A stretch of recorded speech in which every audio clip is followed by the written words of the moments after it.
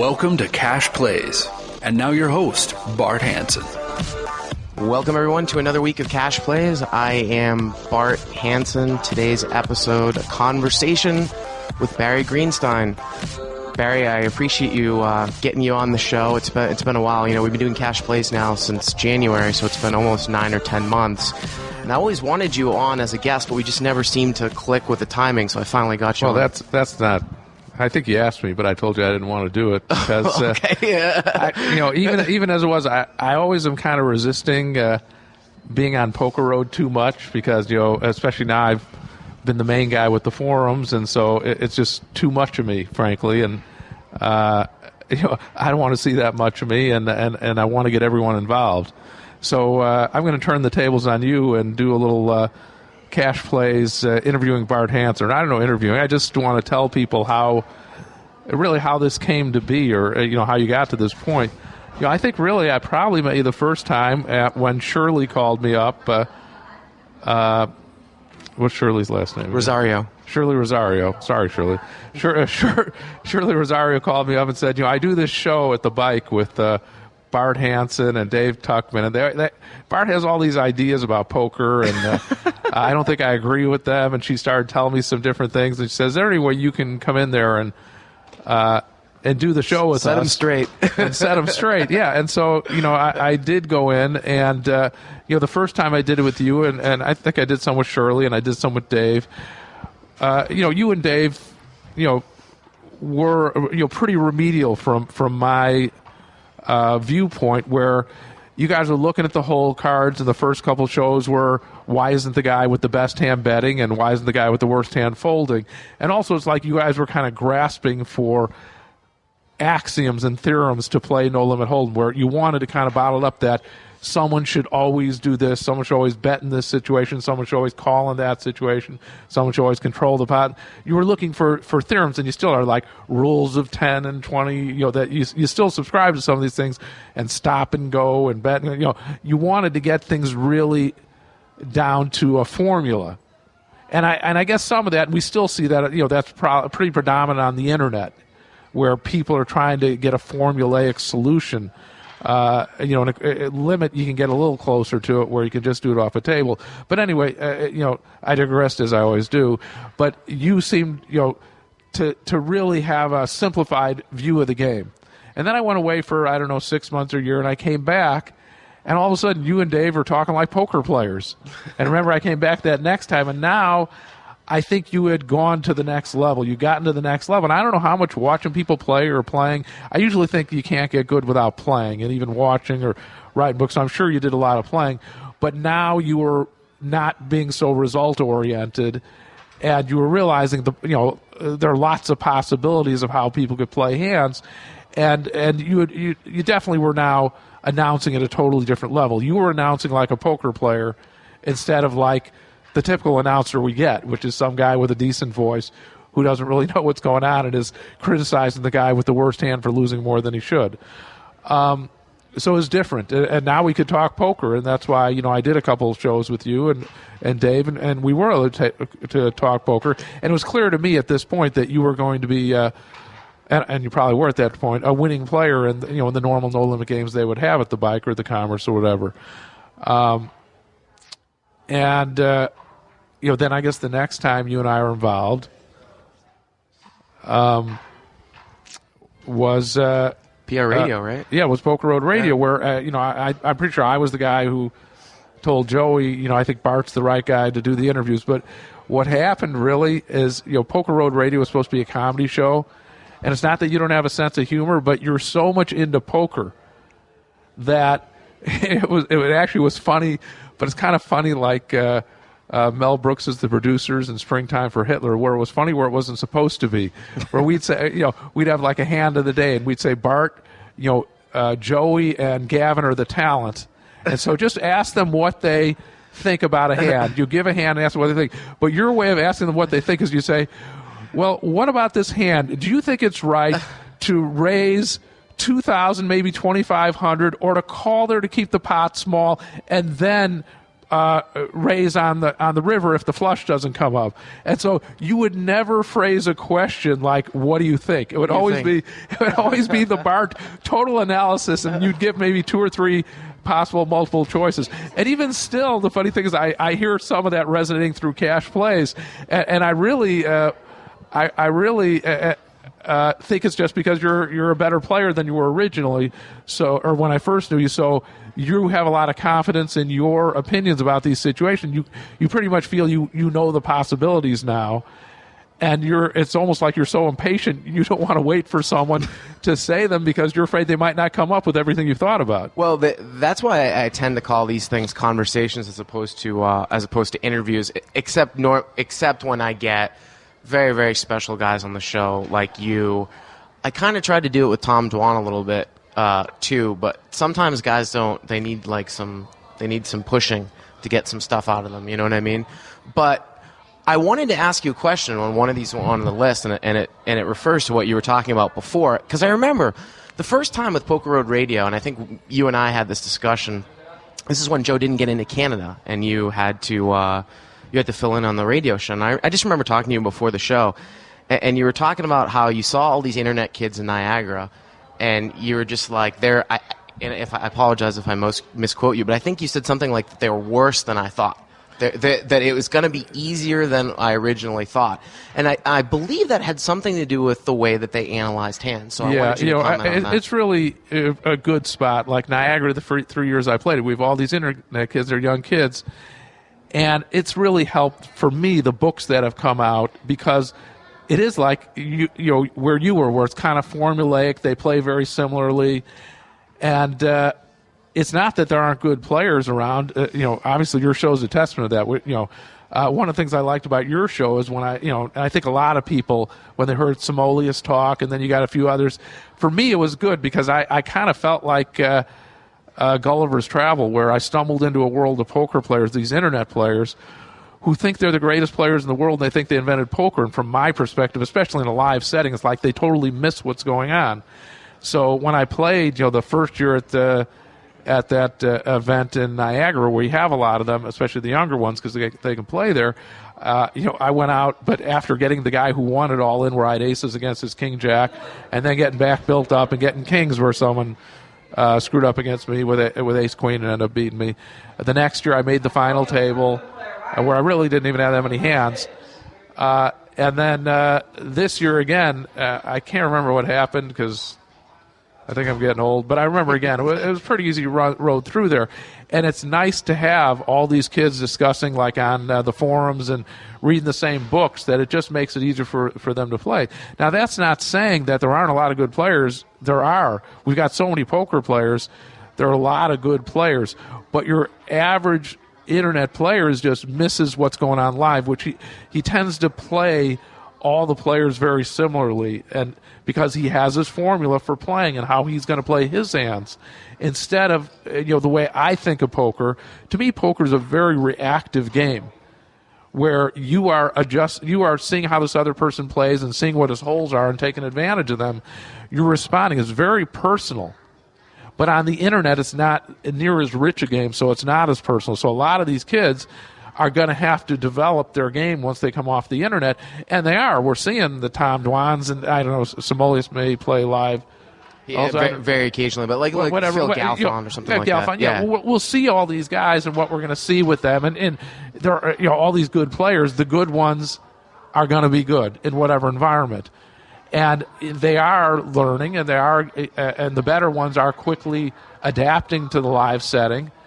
And they're just going to get better. And what we'll see with all of them, and I've said it, I'm repeating myself, I've said it so many times, is when some of these 21 and 22-year-olds who thought they were the greatest players in the world get to be 25 and 26, they're going to look back and say, I really didn't know what I thought I knew. I mean, there's so much about how I will adapt to poker. It's not as simple a game as I thought.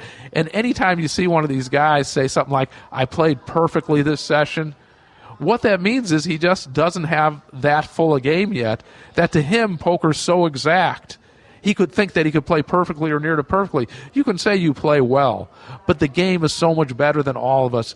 I wrote in my book, and I'm sure you know this, that I make about 20 mistakes a session. when I said that, I meant 20 that, like, after the hands where I say, no, you should have checked there, or you should have bet more. That's 20 that I identify at the time. But really, there are hundreds of mistakes we all make where we could have bet a little more and still got called, or bet a little less when we lost hands or folded, whatever.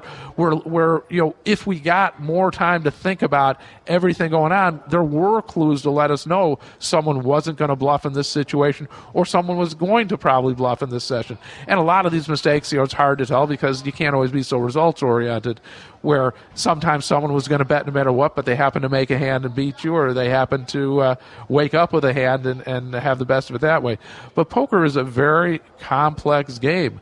So when you get people saying that they've solved it, and I don't care, limits, like say, a little easier than no limit, but if they say that, they just have not developed their games to the level that it can go. And I wanted to pick up on that too, because there has been some discussion now I've seen.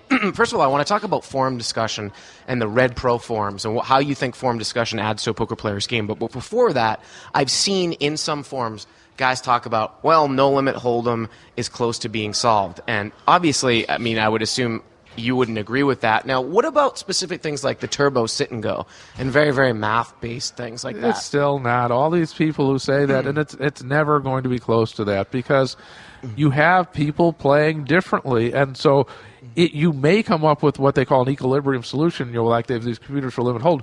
You may come up with something that a good player is not going to be able to beat. But that doesn't mean you can't play better against weak players. And so what's always going to be the case is some people are going to play tighter or looser, or that their range for calling in certain situations is different. And so a good player will exploit them better than someone who says they've solved sit and goes because this is the range that's right to shove and this is the range that's right to call. Well, it isn't the right range to call if someone else's range has tightened up, for instance. So solving it against a computer or against someone else playing your system, I'm not saying that something like that is impossible. And I'm not even saying that computers or people who do that won't be able to have a slight advantage against me personally. But what they're not going to be able to do, and they're not close to doing yet, is beating the bad players, especially live, as well as a good player is going to be able to do it. And so that's what they're missing. Now, what do you think about, obviously when you were coming up, there was no there was no internet forum discussion, people discussing hands on a place where dozens and dozens of people could get access. Now we've seen 2+2 has really blown up in the last 4 to 5 years. Now we're really trying to do a thing on Poker Road, especially with the Red Pro. And if anyone hasn't checked that out, you can head over there. And you have what's called a Red Pro poker discussion. You want to tell us a little bit about that? Yeah, well, the 2+2 stuff, and that's certainly those are good forums, and those were, their books and their forum were a good spot for some of these young kids to learn poker. The discussions on 2+2 for the most part, I mean, anything I've seen, frankly, is usually, what I would call beginner intermediate, and even though all these guys think it's like real high level, but. I think what would happen if you tried to get high-level discussions on a 2+2 or a pocket fives, and not that there isn't some. Obviously, they have good players, and some of the same people who are posting on our forums. But in general, what would happen is you'd be talking. It'd be like I guess it's kind of like the thing in my book is playing Beethoven to a cow. Is you would be talking to so many people who don't play poker at your level. If you were trying to have an intelligent discussion, it would get lost. And then you have those forums are so big that you get so much noise in there. It's really hard to have an intelligent discussion. So I wish I could say it was totally my idea, this Red Pro forum, but once people see it, they say this is the solution to the problem. You get the best players in the world, and I know a lot of the live players, and now some of the young internet players are on board also.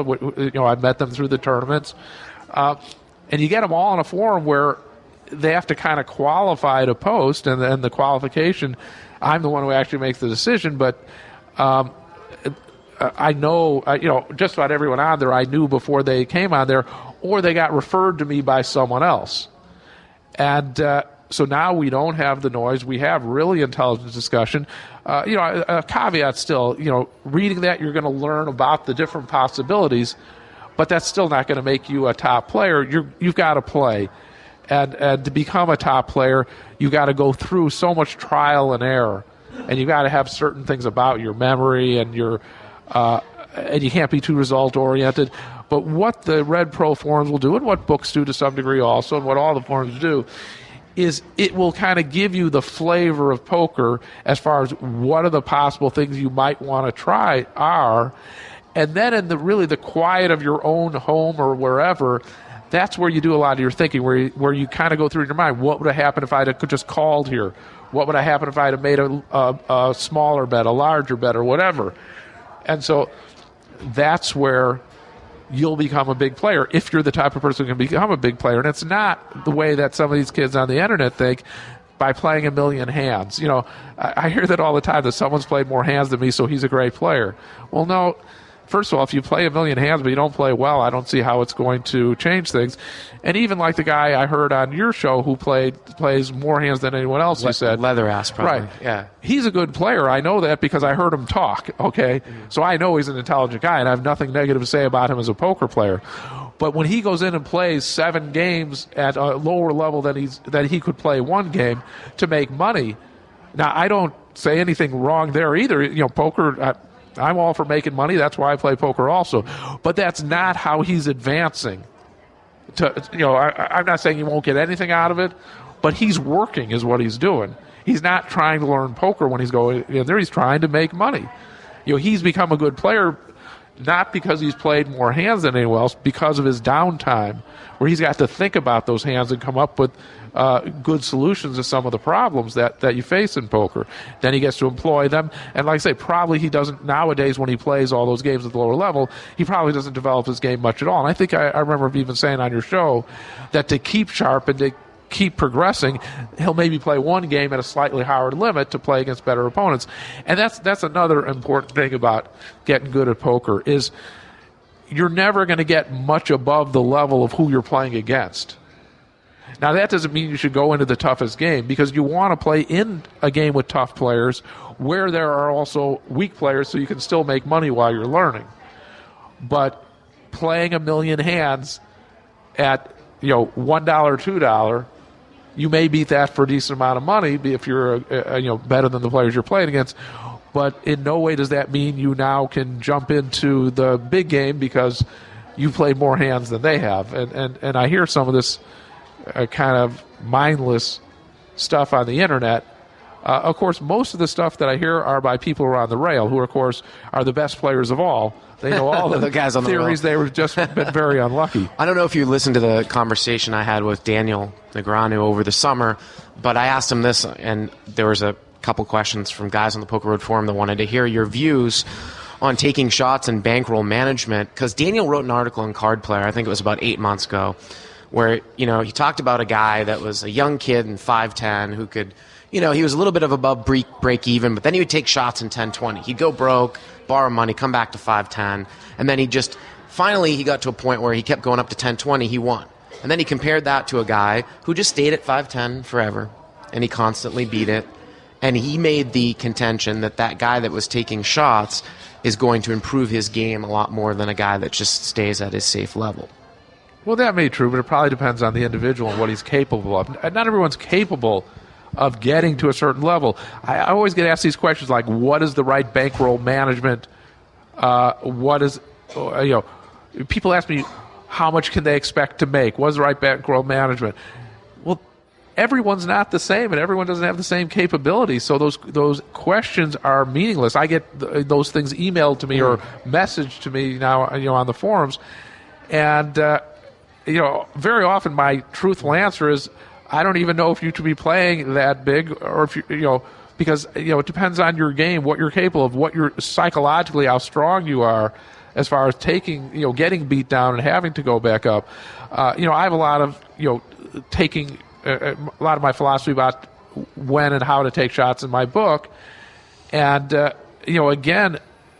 just saying something about limits right now, because of the UIGA, the limits, certainly on the internet, are tougher and tougher than they were before. People ask me all the time, why don't I sit? Right now the main big game is maybe even 25, 50 blind on PokerStars, but normally it's the same guys, and I think they're decent players, and they're better spots for me to make money, and I still play to make money. On PokerStars, the easiest spot for me usually is playing the horse, because playing mixed games, they're not as strong on the internet, so I'll play in the 2 and 400 horse. Although I spot them pretty good because I'm always doing something else. I pretty much play that game without looking at my up cards for the most part. I can still do pretty well against the players on the internet, spotting them the up cards, because I'm always doing stuff on the forums. I'm playing bridge often at the same time. I'm doing a bunch of things, maybe playing another game, and I guess if they get better, I'll have to be looking at my up cards all the time in the stud games. So you're playing stud high and you're not even paying attention to the up cards usually? Well, what I mean is I'll sometimes obviously accidentally come in with a pair where the cards are out and stuff like that. No, against internet players in mixed games, I still am good enough to play them and be a favorite without looking at my up cards. But that's not going to, it's a question of how long I'm going to be able to do that still at that level. I'm not saying always, but I'm saying I am, because I've got other things that I'm doing. I see what you mean. And so, I just, one of the troubles I even have playing on the internet, it's almost the exact same thing that some of the internet players said to me when they started playing live, is they were so used to playing multiple games that playing live, they just weren't getting enough sensory input, because they were playing one game, it's slower. They didn't really know what to look for as far as looking at the players to know what they're thinking about and reading them and stuff like that. So they were so bored that they just felt live poker wasn't for them. I get the same thing when I play on the internet, where playing one game and just sitting in front of it doesn't give me enough, because I no longer get to look at the players, talk to them, kind of figure out what they're going to do before they do, by their facial expressions and their mannerisms. So as a result, I really can't sit there and play one game as effectively as I'd like to. So I end up going off and playing bridge and doing all these other things and doing writing stuff for Poker Road or whatever while I'm playing that game.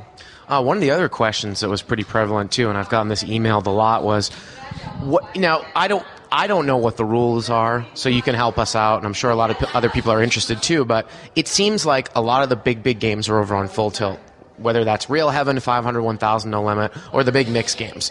So some people, I think this guy Jason from Calgary said, Barry, do you regret having a deal with PokerStars that may not allow you to play in these games?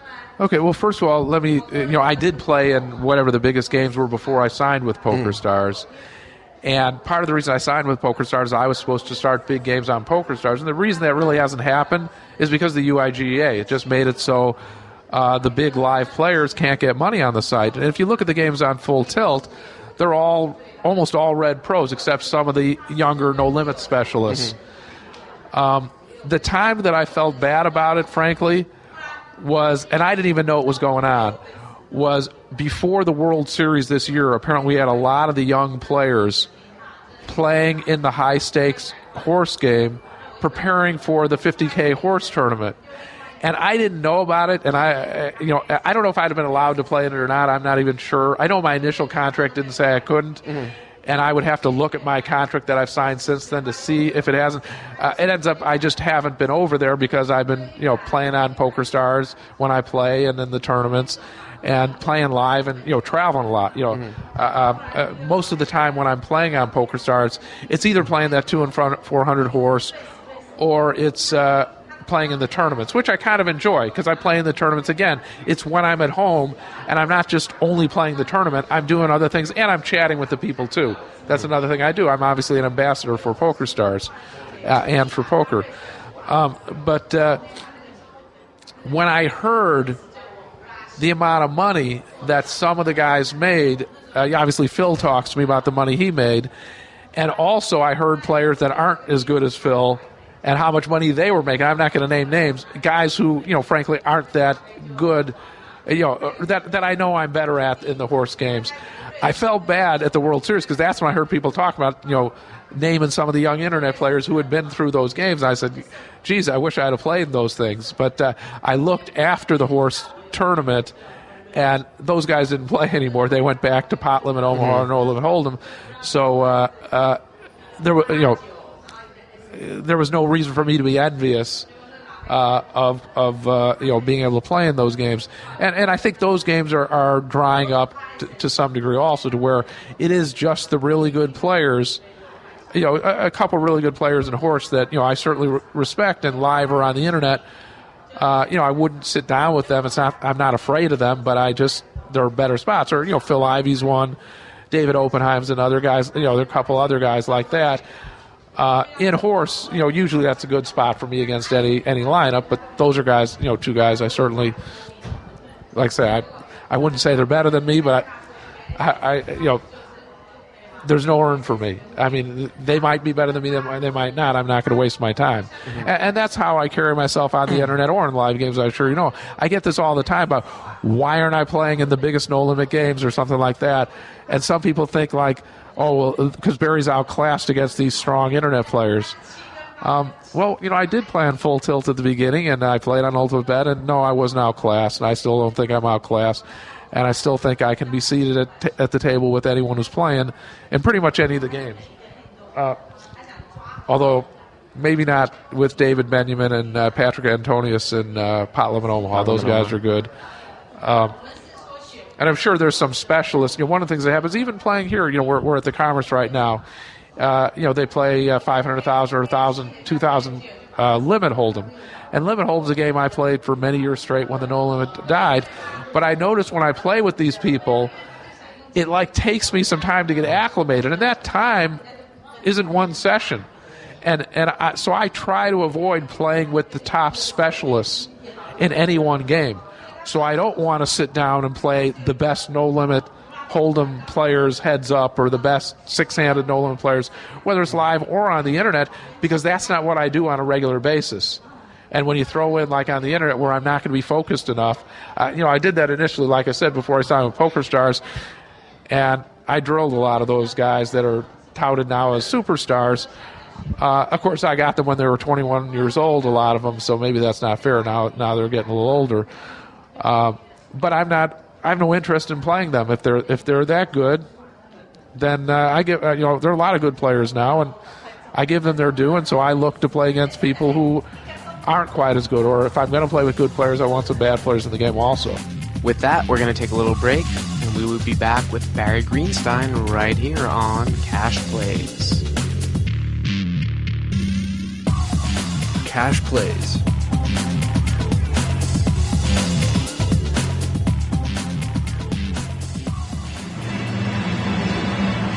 Previously on All Strategy with Negreanu, Bonomo, and Huff. Last couple of nights, it seems that I'm picking a lot of bad spots to bluff. And they happen when, I'm playing solid hands, I got good reads on my players, and then all of a sudden, I get a little bored and decide to raise an early position with a hand like King Deuce of Diamonds.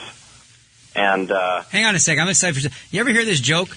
This guy, right, his arm hurts real bad, and he goes to the doctor, and he says, "Doctor, when I lift my arm like this, it hurts real bad." And the doctor says, "Well, stop lifting your arm like that." You know what I mean?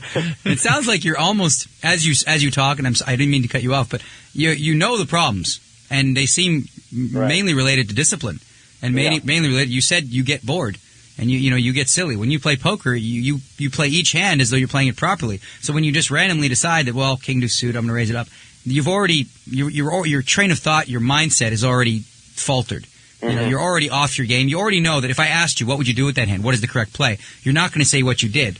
So before you play a hand, you have to think: is this the right play? Am I making the best play that I can right now? All Strategy. Listen and learn.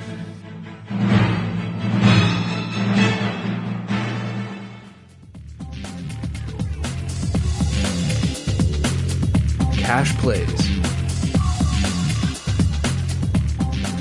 One of the newer shows on Poker Road now, or I don't know if you call it a show or a segment, Life of Ivy. And I was actually just doing a little bit of research for this interview, and I was going around some forums and stuff, and I had seen that Ivy had a very, very big score against this guy, Haas. His name's Matt Horolenko, who was supposed to be like one of the, if not the best limit. Well, the Hold'em funny player. thing is, that they touted him as having the game solved. Right. And it's, again, these people who think these games are solved just aren't that good of players. Matt is a good limit hold'em player. By the way, I played with Matt, and I think when I played with him online, he got the best of me live, and I played with him in the tournaments, and he's not as good live, again, because that's not his native environment. But Matt's obviously a good limit hold'em player, right? And I'm not. Phil likes to take these guys where people say this guy's so good, and kind of show that there's more to poker than just a simple strategy. And Phil's a poker player. He's going to make people have to change their games. And I'm sure that's what's happening to Matt. Phil is a good poker player. That's all there is to it. Matt is a limit hold'em specialist. And if Phil sits down and is going to play these specialists for a while, he's going to learn what they do fundamentally, so he's going to catch up to them there.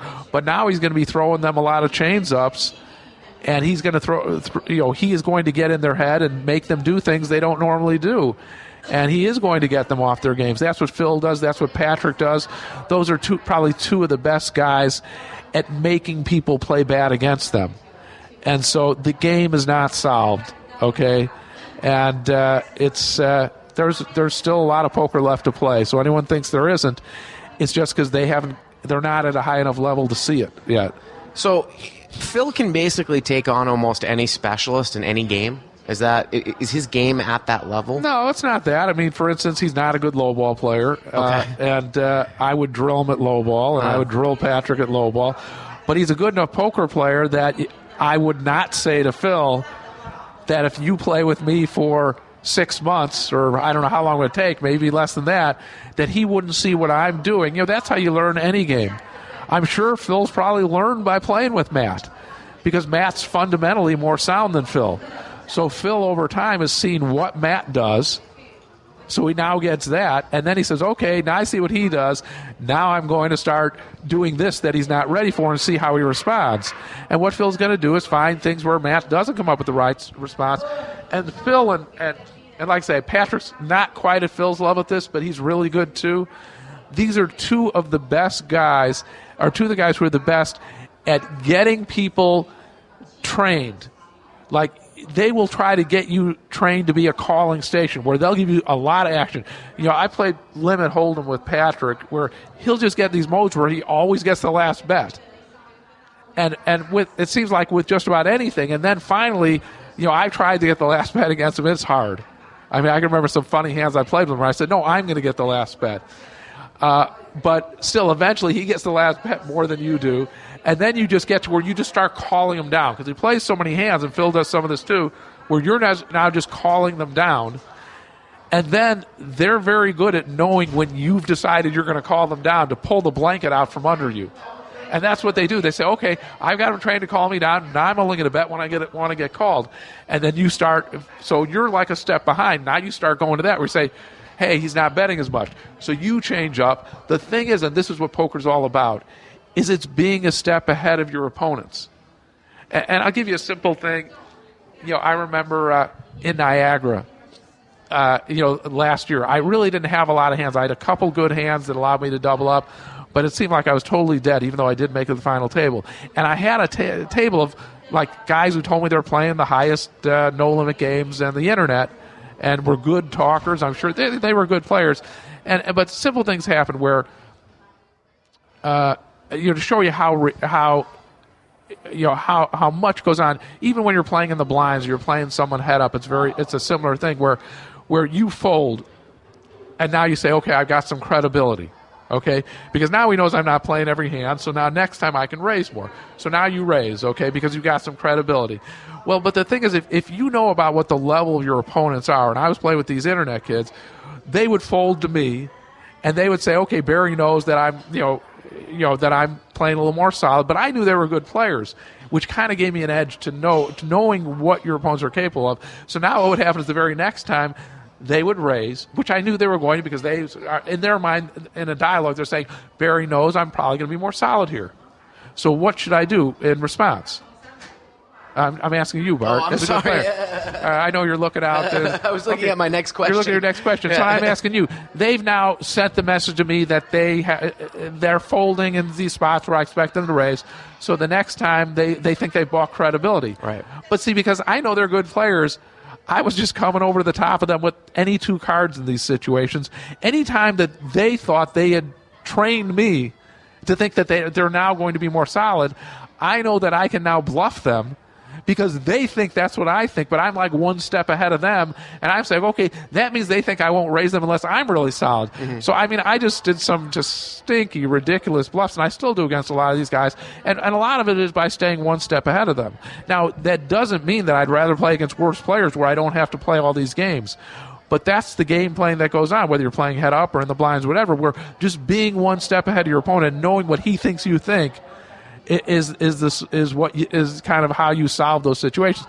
And that's what's going on here. That's what's going on with Phil and with Patrick or any of these guys, is they're still more experienced and they're ahead of these guys, and the better players will, be in that league and the worst players won't be. Does that remind me a little bit about that hand with Joey with pocket nines and Isaac re-raising him again the very next hand with King Jack? that big argument. That was, Joey. Joey's, the funny thing is, Joey was inexperienced. It was just steaming, and Joey admitted later that, well, he was steaming. Isaac made a kind of standard, normal play. Yeah. I watched Joey play. I'd raise him with worse than that, than Isaac did. When it was true that Joey was going to call him whenever he was beat, and it was almost the identical play. I kind of laughed at Joey because a big hand on the forums now that's gotten the most views is the one where he had the King 9 against the Ace 9 of Elke. That's right, and he posted that up in the red forums. And it was basically the same hand, where the problem was the raise wasn't as effective as it might have been in other situations. Again, poker, people hate to hear it, but it is situational.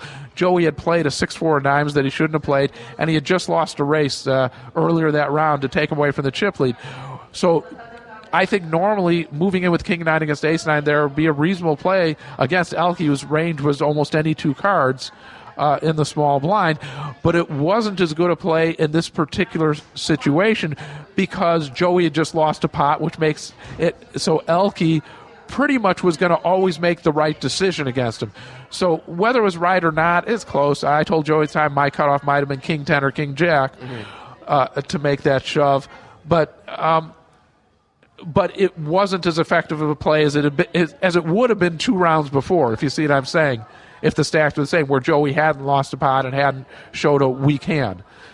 But his play wasn't a big deal one way or the other. It's unfortunate Elke had Ace 9, and unfortunate that he called. Of course, if Joey has Ace Queen and Elke calls, instead we have a forum thing about what a moron Elke is for calling a shove there with Ace 9 at that point. What really went on, frankly, in that whole situation is no one had gotten knocked out for hours, and they finally got down to where they couldn't play anymore. And when you get down to everyone having 20 big blinds, Joey was the chip leader. They were all like equal chip leaders with 20 big blinds. The play had gotten taken away. And when that happens, you get closer and closer to really playing showdown. Right. And someone's going to have a better hand, someone's going to have a worse hand. So it really wasn't that big a deal. I picked one question out here because it came from a guy on the forums, and I really like the interaction from everybody. But you don't even necessarily have to answer this question. This question that I'm about to ask you is more about, is this a good question or a bad question? In the sense when people are asking about poker strategy. Okay, so this guy said, Barry, I've heard on several occasions that the continuation bet has fallen from vogue to some degree because it's become an almost automatic play on the flop for many players. Along those lines, your reputation, whether or not it's accurate, is that you fire that C-bet with a relatively high frequency. Do you agree with this supposed trend that C-bets are becoming less frequent as they become more anticipated? And if so, have you found yourself lowering your C-bet frequency to adapt to this trend? And again, this is less about the actual question, more about, are we thinking about poker in the wrong way if we ask a specific question? No, that's a good question. Okay. I'm glad to see the trend because it makes those players easier to play against. No, okay. I mean, these people coming up with these new solutions, I mean, it's kind of like when I first met Sherelle Mizzy, and he was telling me about how the game's evolved and all this kind of stuff. Sherelle's a good player because he's a good player and he makes good decisions. But all these guys coming up with these new program solutions like you used to when I first met you, they're kind of going down the wrong track. And no, the C-bet's not out of vogue. And it does make it easier to play some of these people who aren't firing all the time, especially if you can kind of get a good feel for when they're not firing. Obviously, what happens if they're not firing with when they miss, they also have to sometimes not fire when they have a good hand to keep you off balance. And a lot of times what they're doing is they're giving me free cards where I would have folded, and so it's making a lot of those people easier to play, frankly. And there's so many situations that come up, especially in No Limit Hold'em, where you're not going to play a big pot unless you really have the joint. And some of these guys are letting me hit that gut shot or let me hit that set because they're checking now. So I probably shouldn't even talk about it because they're playing worse is what's going on because they're trying to come up with formulas to solve the game, and it's just not that solvable. And when you make a continuation bet, most of the time you might say, oh, that makes you very predictable. But really what it's doing is it's giving you position. It kind of reminds me of, I used to play No Limit Low Ball a long time ago in a game where in L.A., in No Limit Low Ball, they normally have a rule where you can't check if you made a 7 or better. Okay, and that's been the rule, I think, in California, that is. Well, we had this one guy who actually he had gotten a PhD in math, so he and I was like about the only one I could ever talk to about math of poker. I guess Bill Chen and I can probably talk to, Bill Chen. and Chris Ferguson a little, but anyway, he would always bet. I think the minimum bet was maybe, whatever the blind was, $20 or whatever. We were playing a pretty big no limit game. He would almost always bet, no matter what, the $20 to let you now have to bet.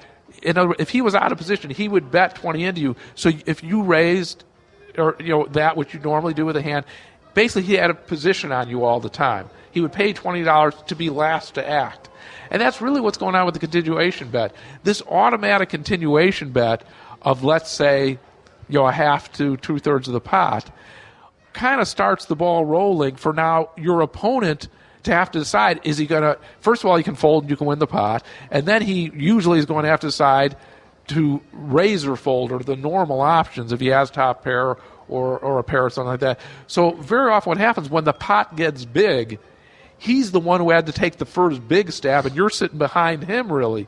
So it's a very effective tool to kind of, where you were initially out of position, not in No Limit Hold'em, you're not always out of position because you were the first to act at that point, but out of position because you were the person with the betting lead who's expected bet. But now you almost put it back on him. You say, okay, I'm going to make this automatic bet. Now you take a stab at it. And obviously you can say, well, he should be aggressive because you're doing it almost all the time. But the right amount of time, you're going to have a good enough hand to hurt him. If he's gonna bluff at you a lot, you'll be there enough times to warn it, especially if you're coming in with pretty good hands on average that may even be over pairs to start or something like that. So, no, a continuation bet is very effective. I think people accept it maybe more in Limit Hold'em. In Limit Hold'em, as a matter of fact, we had one of the guys on your, wasn't it Chris Fitch? Chris Fitch said that it always starts with a bet. Right, now. And I thought that was actually a very insightful comment on Chris, who, of course, by the way, does also post on our Red Pro forums, that you could almost make a case that the hand doesn't start until the guy who had the betting lead makes his bet, and then that's where the play starts. And that's still true to some degree in No Limit Hold'em also. And it's and I think one of the things people miss in tournaments, of course now I'm playing most of my No Limit Hold'em in tournaments, that No Limit Hold'em tournaments really aren't No Limit Hold'em because you're not very deep stacked generally. They're really a hybrid between Limit Hold'em and No Limit Hold'em. So that's why that continuation bet idea carries more credence there probably than in a deeper stacked game. And that's because in a deeper stacked No Limit Hold'em game, you're not that concerned a lot of times with picking that small pot up. It just doesn't mean that much. In a deep stack No Limit Hold'em game, I'm looking for big scores. Right. I'm looking for the nut flush. I'm looking for sets against over pairs. That's what I'm looking for because then I'm going to make a lot of money when I get those. So I'm not trying to pick up the antes so much, especially if there aren't blinds. Pick up the blinds so much, especially if there aren't antes in them. Whereas in a tournament, picking up those blinds and antes you can win a tournament that way. It's a much different game. I'm going to ask you a couple things about training sites and how training sites have affected the games. But on that topic, one of the big things I think that training sites have introduced is board texture in continuation betting. Now, do you buy into basically what a training site will say is, well, let's say you raised it pre-flop in a no-limit hold'em cash game and two people called. You should be more apt to continuation bet and again, we're talking about specifics, like a king 7 deuce rainbow board than a 5 7 8 2-suit board, because of the fact that hits that 5 7 8 2-suit board might hit those guys' ranges so much more, and they could be calling with so many draws, whereas king 7 deuce, very difficult for them to call without a minimum of a king. That's been something that's instilled. Well, that's certainly reasonable that you do look for those blanker boards, because it's not only that that it's easier to make a continuation bet against those, but it's more like you kind of know what the guy has if you get a response. Mm-hmm. When you bet into these boards with more texture, or like a 5 7 8, does the guy have a pair and a straight draw? Does he have a set? It's much harder to figure out what he might like about his hands. I think that's what part of it is. But I still continuation bet into those, and of course, different players are easier to bet into low boards. It's probably harder to bet into Gus Hanson with a low board than it is against a much tighter player. But normally, again, I'm going to do it and see how he responds. I'm just going to have a harder time playing a player whose range is wider and who also will come at me with a bigger variety of hands. But I don't think there's anything wrong. I think another thing that's kind of missing from the whole discussion is what I talk about. And I know I talk about this in my book about your whole system of play. I've got a system of play where I'm very aggressive in a lot of different situations, and because of this being my system of play, I'll make these continuation bets more frequently. I'll bet my good hands in my sets there where they may check and slow play these things more. Their entire system of play is different than mine. And so it's one thing that I had to convince Joey when I was teaching him, where he would now start imitating what some other people are doing, and I would say that doesn't work with everything else you're doing.